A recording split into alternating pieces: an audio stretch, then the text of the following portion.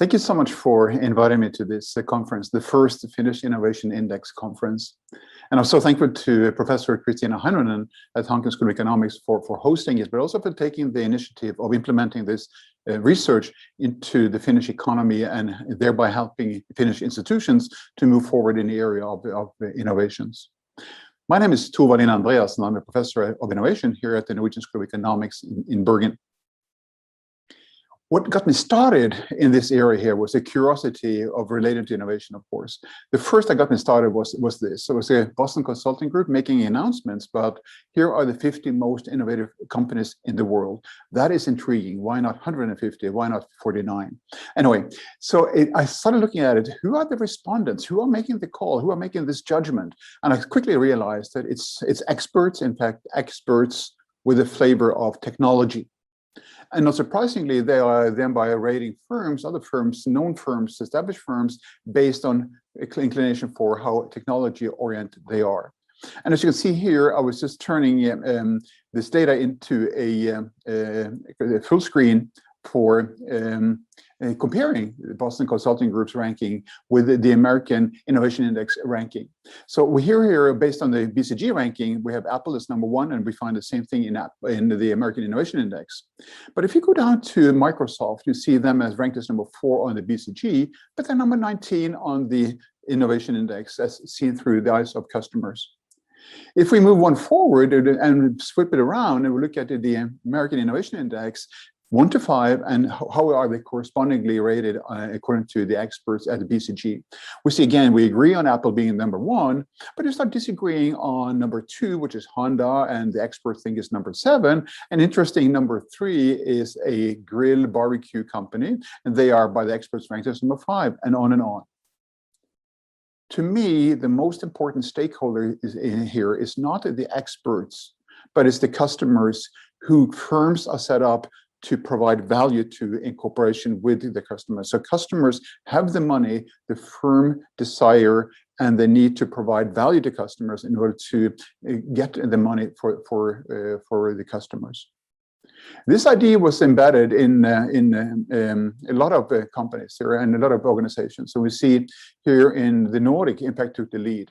So Finland with Hanken School of Economics, in Sweden, Karlstad Business School, in Denmark, Aarhus Business School, Aarhus University Business School, and in Norway, the Norwegian School of Economics. In Australia, we have Queensland University and their business school. In the United States, it's Fordham University and their business school. And in Belgium, it's Hasselt University and their business school. The whole idea about this is to create a network of researchers interested in innovation research and anchoring it around the logic of and the data we collect related to the various nations' innovation indexes.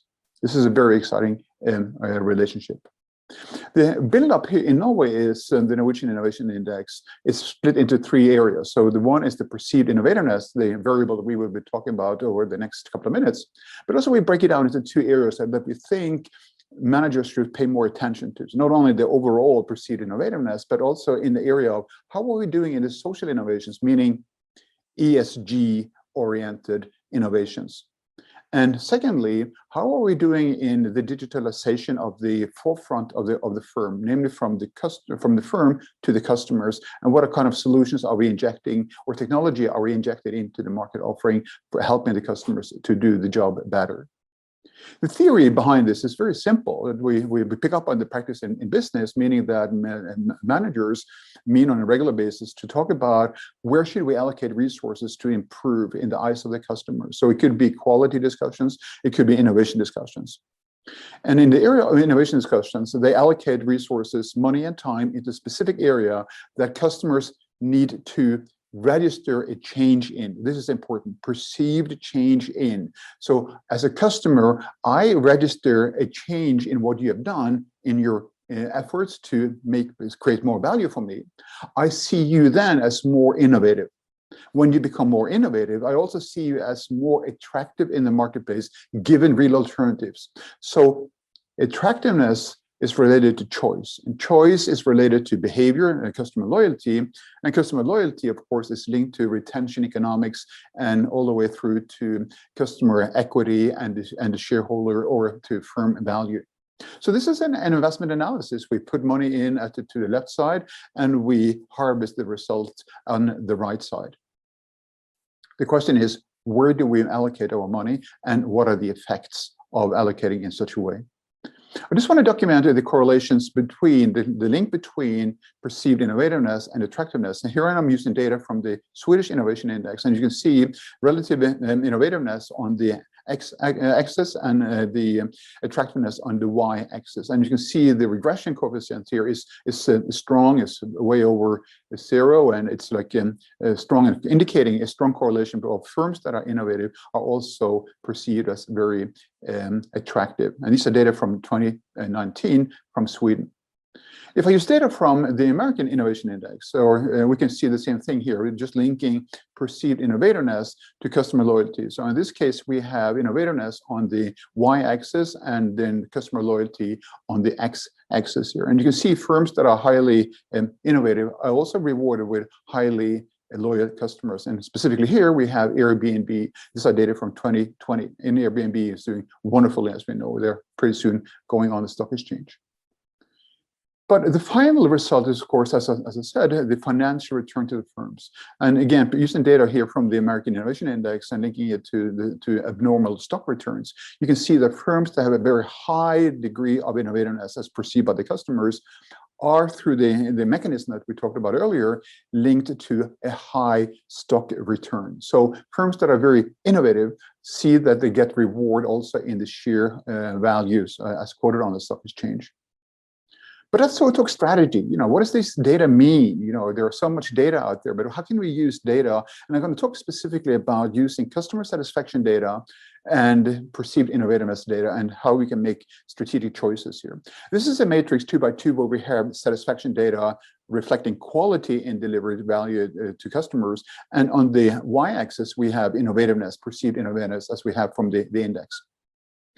Our hypothesis in most countries, or in all countries, in fact, is that we will see the dominant firms that we are measuring being in the reliable category, which is a complement. These firms have control over delivered goods and services. They have high quality reflected in high customer satisfaction. But we also hypothesize that they are fairly lower on perceived innovativeness, meaning that they are in the reliable category. It does not imply that you should be aiming for market driver, because we think that's going to be costly to be up there high in both categories. So you need to find your space in the reliable and where you want to be in towards the in the market driver area. Using data from Norway, we can see this is the cluster. It's about 100 companies, and we can see them how they spread out. And exactly as we hypothesized. So the dominant part of Norwegian firms, in fact, we see that in Norwegian customer satisfaction barometer, has a score on average of 73 for 2021. So that's fairly good. So there's no panic in that category. The more concern is, and that's why we have the Finnish Innovation Index and the Norwegian Innovation Index, is to guide firms to improve in the domain of perceived innovativeness. But also we want to raise the issue of the more requirements from the global world and also from the governments that firms need to be part of the solution pertaining to sustainability. And this can be viewed in two ways. Either that it's a requirement from the government that we need to invest in that area. It's a cost. It's just an investment with a low return. Or we can see it as an opportunity that this is where the society is going, and also where our customers will be interested and reflecting in what we're doing in that category. So if we combine our social innovation index that I talked about very early in my little talk here with the perceived innovativeness on the y-axis, I think we can come up with a typology of industries that will be more or less successful in the long run. I think the firms that are low on social innovations, that are low on innovativeness, will be stagnating. They will slowly go bankrupt, outperformed by competitors that keep on moving forward. But if you only focus on improving your market offering, you're going to allocate all your time and efforts into improving your market offer, innovating in the market offering to the customers, you will become disrupting the industry.